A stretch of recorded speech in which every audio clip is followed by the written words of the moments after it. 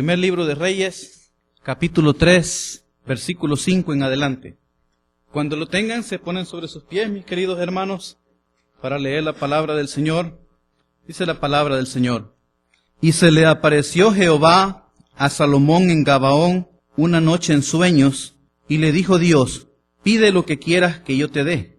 Y Salomón dijo: Tú hiciste gran misericordia a tu siervo David mi padre, porque él anduvo delante de ti en verdad, en justicia y con rectitud de corazón para contigo.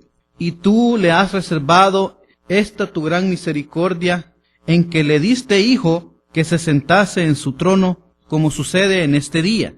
Ahora pues, Jehová, Dios mío, tú me has puesto a mí, tu siervo, por rey en lugar de David mi padre. Y yo soy joven, y no sé cómo entrar ni salir. Y tu siervo está en medio de tu pueblo, al cual tú escogiste, un pueblo grande, que no se puede contar ni numerar por su multitud. Da pues a tu siervo corazón entendido para juzgar a tu pueblo, y para discernir entre lo bueno y lo malo, porque ¿quién podrá gobernar a este tu pueblo tan grande? Y agradó delante del Señor que Salomón pidiese esto. Vamos a orar. Señor y buen Padre, en esta hora estamos en tu presencia. Señor, pedimos que tú hagas grande obra en nuestras vidas. Muchos hemos venido, Señor, con situaciones que aquejan nuestro corazón. Hemos venido con dificultades. Hemos venido, Señor, con dolor. Hemos venido con enfermedad. Pedimos, Padre Santo, que tú seas glorificado en esta mañana y que nada pueda interferir, Señor, entre lo que tú quieras decir a tu pueblo, mi Dios, y que esto pueda llegar a tus hijos. Padre Santo, toma control de lo que hagamos y digamos en esta ocasión. Bendícenos a todos. Mi Señor, en el nombre de Jesús. Amén. Pueden sentarse, hermanos. El tema del mensaje de esta mañana es el siguiente: ¿cómo agradar y ganar el favor de Dios? El propósito que tenemos es el mismo que hemos tenido en los 2 domingos anteriores, y es cómo obtener de Dios lo que deseamos. A través de la conversación de estos pocos versículos que hemos leído, nosotros nos damos cuenta esa conversación que hubo entre Dios y Salomón. Las palabras que Salomón le dijo a Dios son tan importantes para nosotros porque en ellas nosotros encontramos qué fue lo que dijo Salomón que a Dios le agradó. Mi primer punto es: para ganar el favor de Dios, primero debemos agradarlo. Hay una mujer que se llama Michelle Willis. Michelle Willis es una mujer oriunda de Sutherland, Inglaterra. Nació con un tumor donde debería estar su ojo derecho. Y ese tumor se extendió por la mitad de su cara, por lo que padecía de un desfiguramiento facial. Prácticamente le faltaba la mitad de su rostro, incluyendo su ojo. Los dientes se le salían de su boca y apuntaban hacia un lado, y una oreja era más grande que la otra. Un desfiguramiento facial puede ser un problema psicológico muy doloroso para aquellos que lo padecen. La sociedad actual, usted no me dejará mentir, o le da mucha importancia a la imagen física de las personas. Y existe una presión inimaginable contra todo aquel que no luce como alguien normal. Sabemos que lo externo es puramente superficial, pero normalmente juzgamos a las personas por la forma como lucen, especialmente cuando las conocemos por primera vez. Eso fue lo que le pasó a Michelle Willis. Cada vez que ella salía de su casa, las miradas curiosas de las personas le hacían sentirse mal. Más que todo eran unas miradas de desaprobación, por lo que Michelle no tenía amigas. La pequeña Michelle se había estado mirando en el espejo desde que ella tenía 3 años de edad.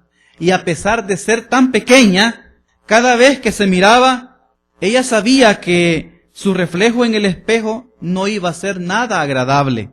Cuando Michelle tenía 10 años de edad, la pequeña se miró al espejo e hizo una oración y dijo: Señor, soy demasiado fea para que le agrade a alguien y que me quiera. dame por favor, Señor, un nuevo rostro. 8 años después, cuando cumplió 18 años, con un nuevo rostro recompuesto por la cirugía plástica, Michelle se casó. El nuevo rostro le había dado una nueva vida. Ahora sí, ella era agradable a los ojos del mundo.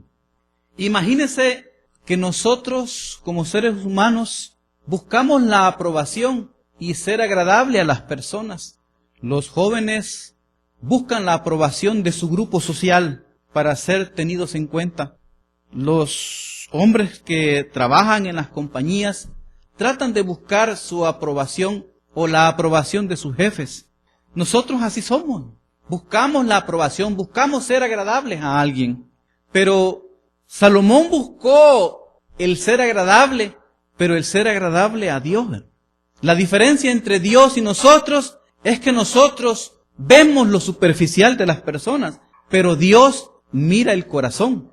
Y Dios vio en Salomón algo, pero algo que le agradó a él. Y eso es lo que quiero que en esta mañana nosotros aprendamos. Cómo serle agradable a Dios.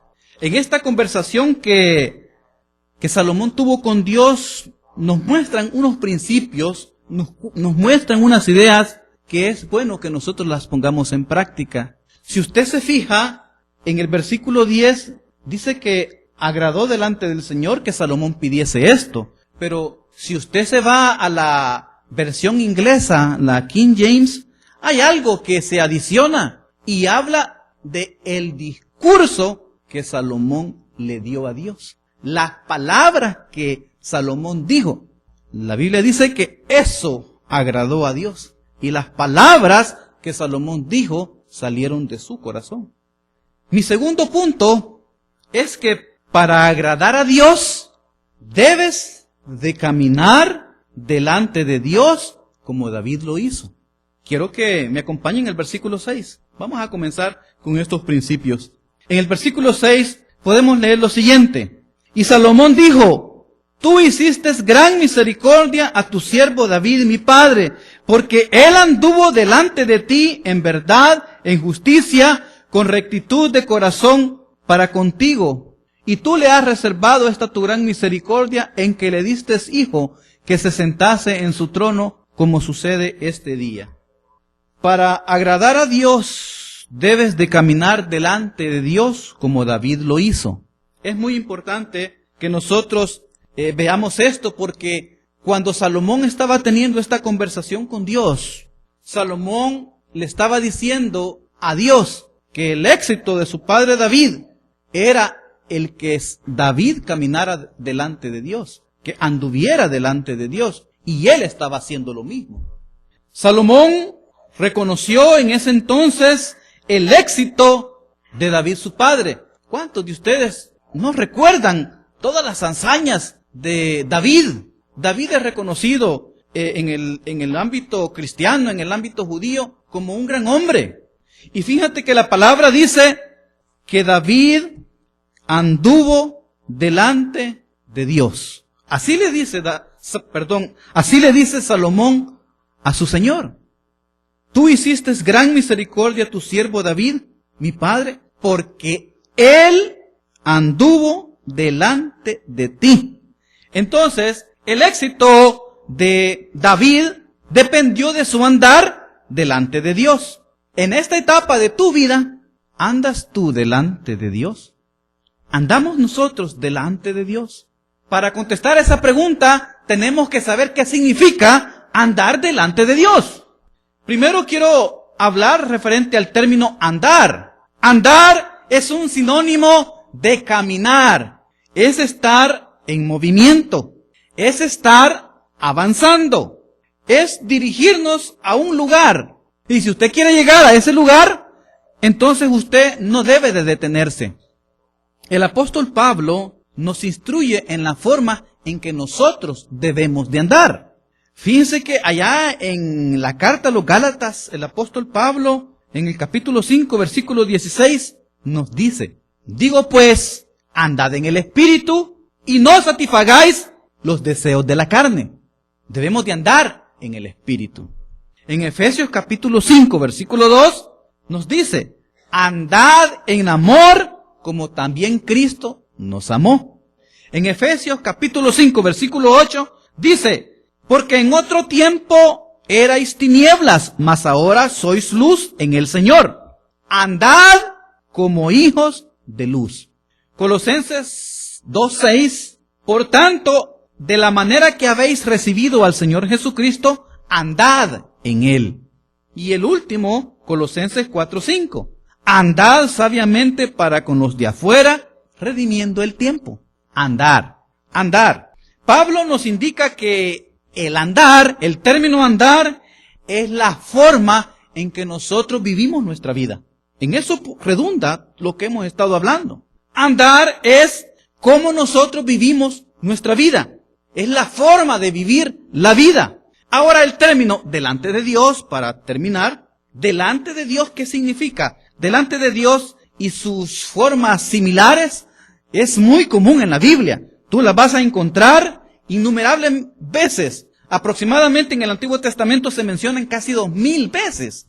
¿Y qué es lo que significa? Lo que significa es delante del rostro de alguien. Es mirando hacia la cara de alguien. Esto significa. Entonces podemos nosotros afirmar que andar delante de Dios significa vivir nuestra vida mirando el rostro de Dios. Sí, vivir nuestra vida mirando el rostro de Dios. Usted va caminando y usted va viendo a Dios. La frase andar delante de Dios significa eso. Si todavía no comprendemos el mensaje o la aplicación práctica, yo les puedo decir también que es que tú y yo debemos de tomar en cuenta a Dios en nuestra manera de vivir. Andar delante de Dios es tomar en cuenta a Dios en nuestra manera de vivir. Hay un ejemplo en la Biblia y que me parece muy acertado cuando Dios le pide a este personaje que haga eso. Y quiero que me acompañen allá a Génesis capítulo 17. Génesis capítulo 17 es un ejemplo que usted lo conoce muy bien. Génesis capítulo 17, versículo 1. Génesis 17, 1. Y estamos hablando de Abraham, que en este entonces cambia su nombre por Abraham. Se lo cambia el Señor. Y dice 17:1, era Abraham de edad de 99 años cuando le apareció Jehová y le dijo, yo soy el Dios Todopoderoso, anda delante de mí y sé perfecto. Todos reconocemos la vida de Abraham, su vida de éxito.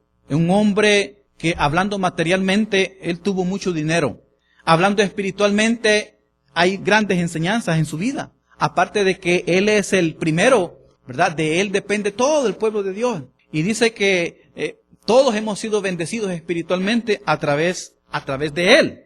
Salomón reconoce, si volvemos nosotros a nuestro texto original, Salomón reconoce que su padre David, estuvo delante de Dios.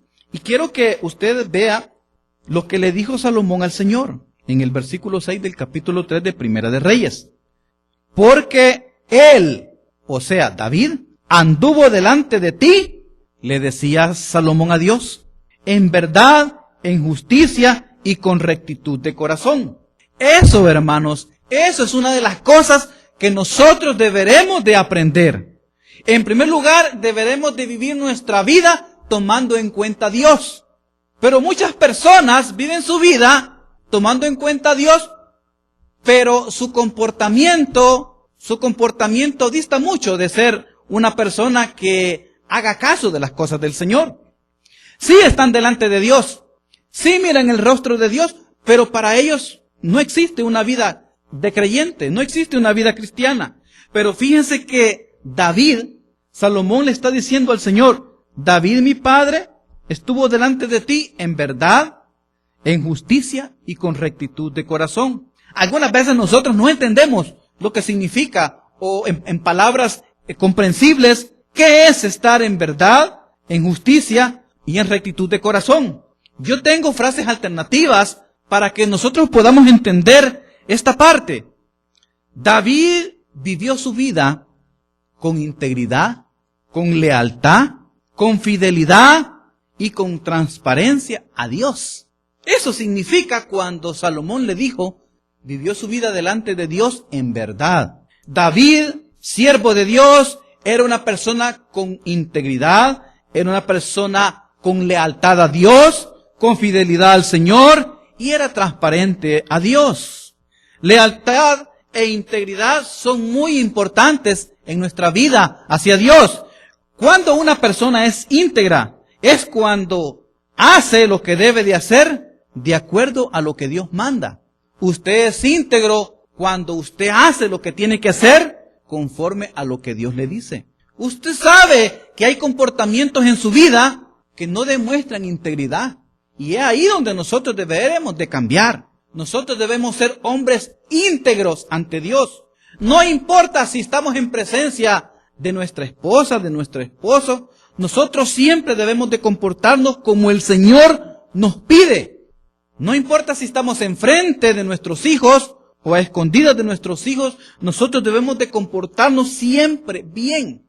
Y sabe que la palabra verdad, cuando nos dice que somos transparentes, es porque, ¿qué sucedería? Me pongo a pensar, si hubiera en la ciencia la capacidad de insertarnos un chip en nuestro cerebro y poder extraer todos los pensamientos que nosotros tenemos en un día.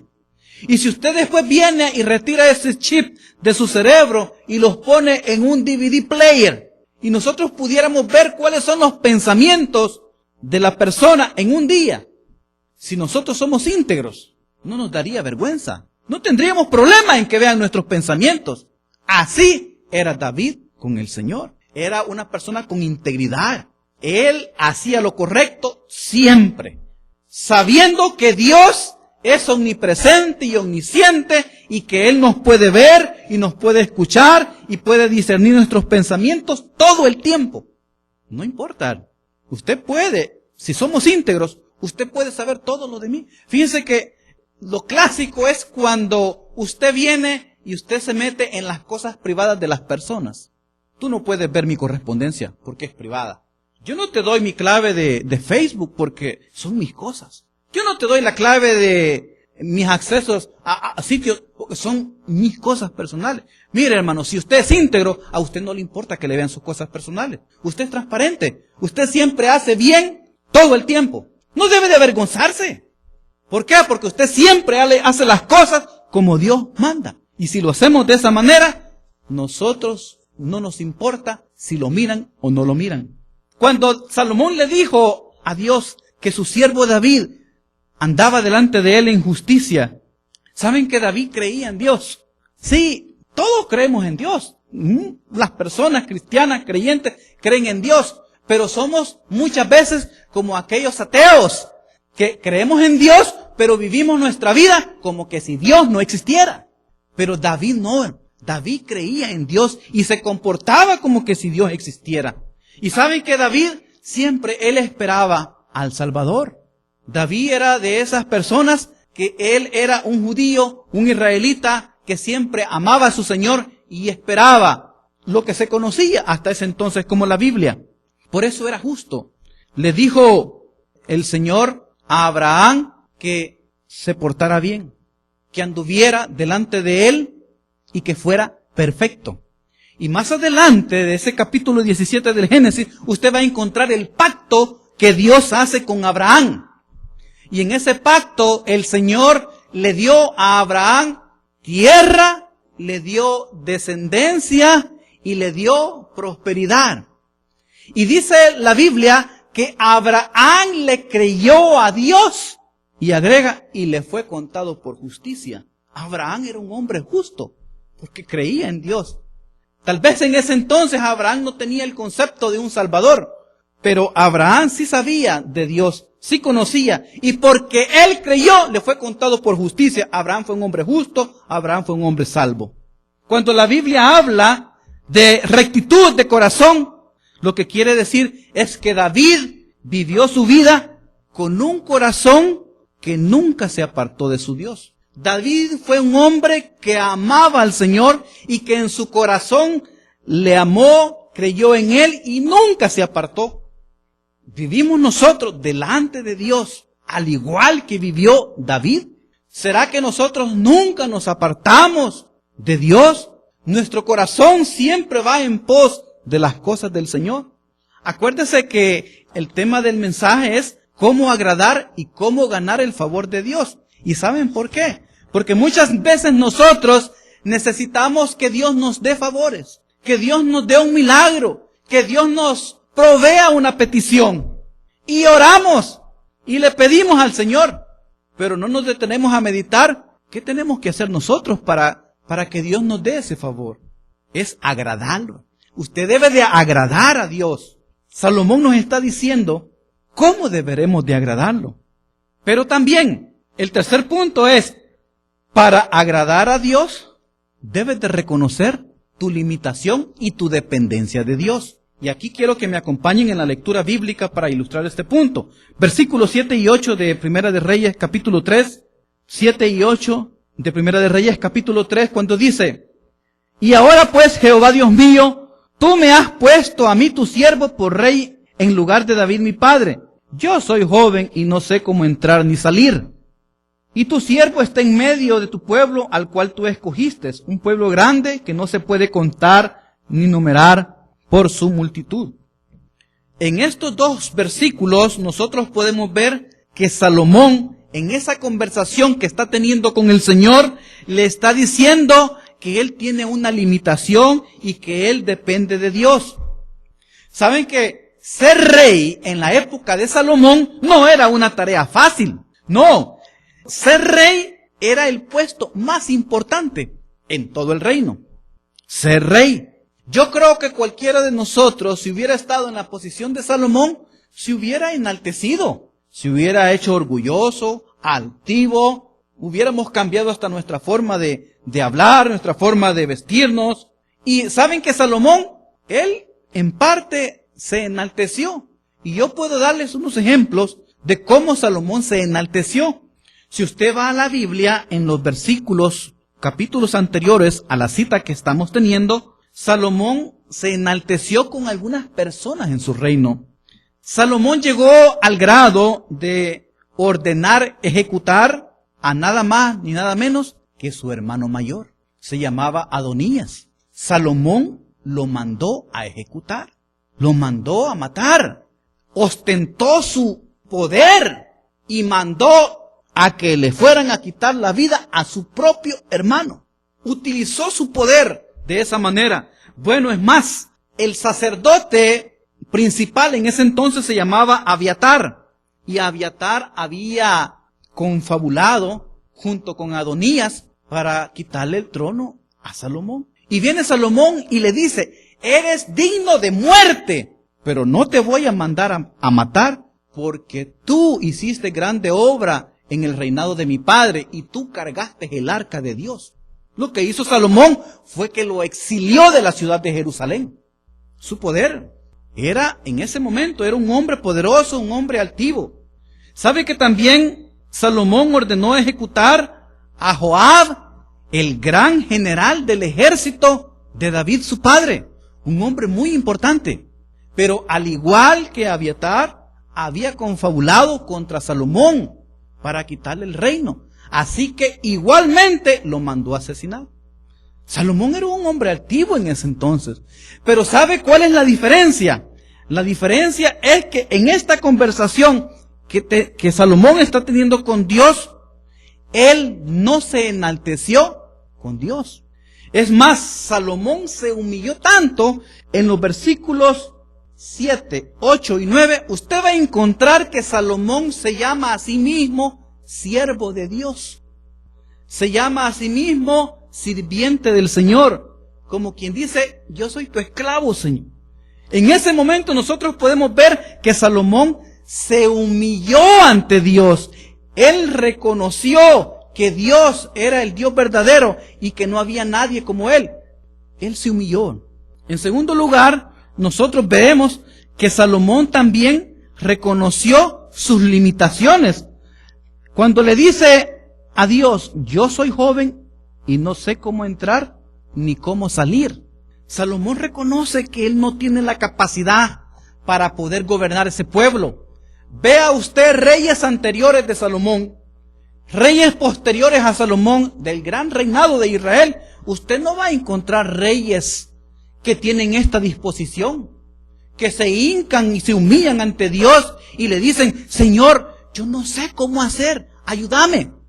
Salomón es el único que tuvo esta capacidad. Y sabe que también Salomón hizo otra cosa sumamente importante, que es cuando él dice en el versículo 7, ahora pues Jehová Dios mío, tú me has puesto a mí tu siervo por rey en lugar de mi padre. ¿Sabe cómo se llama esto? Se llama entender y aceptar la soberanía de Dios en nuestras vidas. Nosotros muchas veces nos enaltecemos y decimos, no, yo soy lo que soy por mi propia capacidad, por mi propia experiencia. Nosotros decimos, esta es mi casa, este es mi vehículo, estos son mis hijos.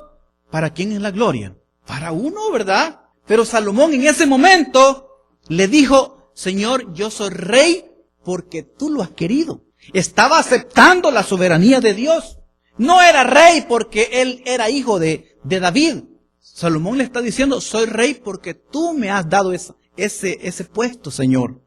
Tenemos nosotros que saber agradar a Dios, así como Salomón lo hizo. Debemos de aceptar las limitaciones, entenderlas, la dependencia de Dios debemos de tenerla y debemos de entender la soberanía de Dios para nuestras vidas. Pero también, cuando vemos nosotros las limitaciones de Salomón, hay algo que me llamó la atención y que me llevó a un versículo bíblico que quiero que me acompañen a 2 de Corintios capítulo 12. Y les voy a demostrar por qué es que nosotros también debemos de asumir limitaciones con Dios.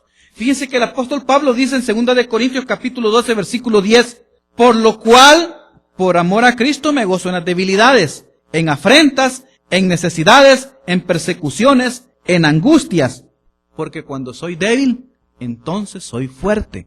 Ese es el principio que Salomón estaba utilizando. Cuando nosotros somos débiles, entonces soy fuerte.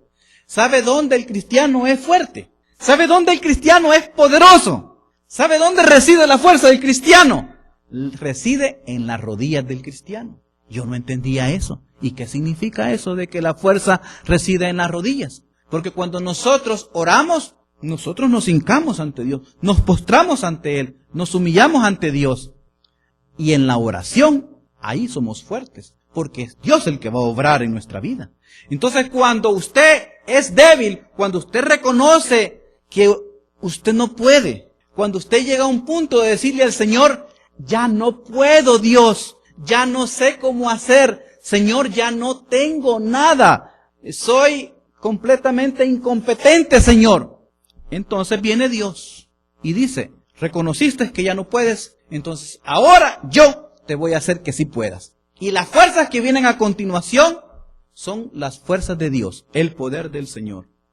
Para agradarlo, también debes de pedir como Salomón lo hizo. Hay muchas personas que han hablado referente a este versículo 9, cuando dice, da pues a tu siervo corazón entendido para juzgar a tu pueblo, para discernir entre lo bueno y lo malo, porque ¿quién podrá gobernar a tu pueblo tan grande? Cuando Salomón le pide sabiduría, muchos hemos escuchado sobre este versículo, muchas predicaciones, pero fíjense que hay dos cosas que es bueno mencionarlas. En primer lugar, Salomón le pide corazón entendido, pero más adelante también le pide corazón para discernir entre lo bueno y lo malo. Son dos cosas que le pide Salomón. Debemos de agradar a Dios pidiendo como debemos pedir. Allá en Santiago dice, pedís y no recibís, porque pedís mal para gastar en vuestros deleites. Santiago capítulo 4 versículo 3. Debemos de pedir bien. Fíjense que una de las cosas por las cuales a Dios le agradó el discurso de Salomón, las palabras de Salomón cuando él le pidió, fue porque Salomón supo pedir. Pidió conforme al corazón de Dios. Fíjense que Salomón le dijo que quería sabiduría, Pero no le dijo, Señor, yo quiero sabiduría para resolver una serie de problemas matemáticos. Señor, yo quiero sabiduría para aumentar más mi riqueza. Fíjense que cuando usted estudia la Biblia y usted le identifica para qué quiere Salomón la sabiduría, usted va a encontrar que dice, para juzgar a tu pueblo. La sabiduría no era para Salomón, para enriquecerse él. No era para ostentarla. Salomón le dijo, para juzgar a tu pueblo, al pueblo de Dios. Salomón podía haberle dicho, Señor, es que mis súbditos. No le dijo así. Le dijo, a tu pueblo. ¿Sabe que esa no era una tarea normal de los reyes? Que vinieran y ellos juzgaran al pueblo. Los reyes se enfrascaban en otra serie de actividades que para ellos era mucho más importante. Pero para Salomón era una persona muy inteligente. Y Salomón le dijo a Dios, yo quiero la sabiduría para juzgar a tu pueblo. Y para tener un corazón para discernir entre lo bueno y lo malo, siempre para tu pueblo, para el servicio de tu pueblo. En el contexto de gobernar al pueblo de Dios, debemos de saber pedir. Concluyendo, yo quiero decirles que si tú quieres algo de Dios, si tú deseas de verdad algo de Dios, comienza por agradarlo. Agrada a Dios. ¿Y sabes cómo puedes agradar a Dios? Caminando siempre delante de Él, viviendo tu vida conforme a sus mandatos, tomándolo en cuenta a Él en tu vida. Tú debes de ser una persona con integridad, una persona leal a Dios, una persona fiel al Señor. Debes de ser una persona que haces lo que haces de acuerdo a que Dios quiere que lo hagas. Debes de agradar a Dios reconociendo tus limitaciones, reconociendo, que dependemos de Él y que sin Él nosotros no podemos hacer nada. Debemos de agradar a Dios por la forma como pedimos, conforme a su corazón. Yo quiero dejarte una tarea en esta mañana. Y la tarea va a ser tan fácil y va a ser una tarea que te va a servir mucho a ti en este momento y en todo el momento hasta que tú mueras. La tarea que quiero dejarte es una tarea, tú ya la has hecho. Los esposos tratan de agradar a su esposa. Las esposas tratan de agradar a sus esposos. Los hijos tratan de agradar a sus padres. Y todos porque quieren conseguir algo. Nosotros queremos cosas de Dios. Seamos sinceros. Nosotros queremos que Dios nos dé algo. Queremos conseguir algo. Queremos arrebatarle un milagro al Señor. Queremos que nos dé una petición. La tarea de este día y de esta semana es que usted pueda hacer acciones que agraden a Dios. Antes de que usted le pida algo a Dios, primero vaya y agrade a Dios. Comience este día. ¿Cómo lo va a hacer? Usted ya sabe cómo hacerlo. No diga que no. Esa es la tarea que yo les pido que hagan. Vamos a orar.